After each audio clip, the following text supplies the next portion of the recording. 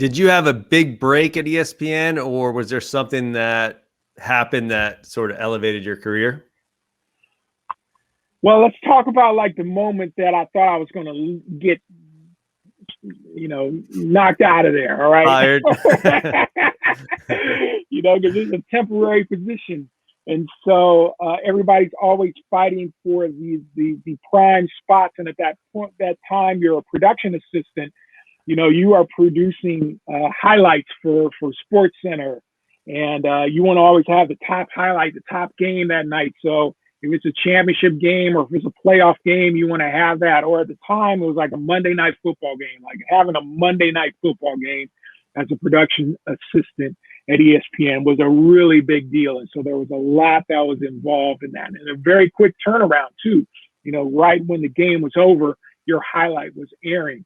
So a lot of stress involved in regards to getting the highlight done. And so long story short, I had a major error on my Monday Night Football highlight. Basically, the shot sheets, which are the dialogue description of what are the plays that you have cut for the anchor so that they can just read the shot sheet, because they have not seen the highlight before they go on air live. They're seeing it for the first time. So your shot sheet has got to be accurate. So I have 4 shot sheets, and the talent, which I believe was Dan Patrick, he only got 3 of those 4 shot sheets.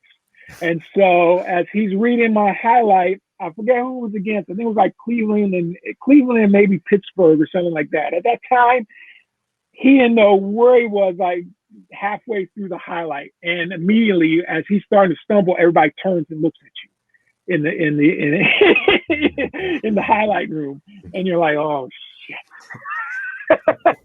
And I run back into the edit room, and I'm like, there is sheet number 4 sitting there on the table, and I'm like, oh man, well, I'm done, this was like right around my 6-month time, and I'm thinking I'm done, I made this major mistake, and I'll be going back home. And so I ended up having my my little PPR, whatever, my review with the coordinating producer who's overseeing you. And yeah, they brought it up, but luckily I had built up enough good work that they had let that slide, because I had seen other people make those kind of mistakes and they were gone. And so I was just like, man, I really hope it's not the thing that just puts me out. Luckily, it wasn't. I had built up enough good work to make it through. But, from there on, man, it was really about me trying to separate myself from everybody else that was there, because there was, like I mentioned, the competition was so vast and so great. Everybody's vying for all the key jobs, and they want to get landed onto a specific studio show, NFL Countdown, Baseball Tonight. At the time, NBA Tonight was like a studio show that was very popular there. So you wanted to be on one of these specialty sports and then be able to go out and do features and stuff. So I wasn't getting a lot of opportunities to do anything, man. So I ended up just like making my own opportunities, I remember cutting like a music video on my own with Allen Iverson, who was at Georgetown, and Stephon Marbury, who was at Georgia Tech. And they only played each other like once or twice during this time frame, but the matchup between those two was just electric. They were the jam. Electric. I remember wearing the Jordans, wearing the Concords, there was no better look at that point. So I remember cutting a music video based on those two guys to like this Jay-Z cut, which it would never air, but it was more of just like to show people that I could do this kind of thing, And so I showed that to different producers, and I think it caught people's eye.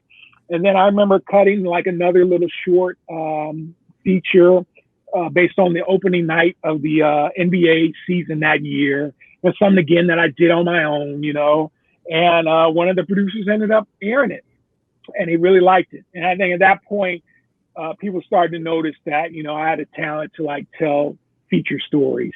Ended up getting placed on the NBA Tonight show for like 2 years, did that awesome opportunity, told some features, got to actually get out of Bristol and go out and do stories and go to events. I went to the NBA All-Star game the year That was Michael's last year in the Garden at New York, you know, and that was Kobe, maybe his second or third year, what have you. So those two were going at it. So that was great.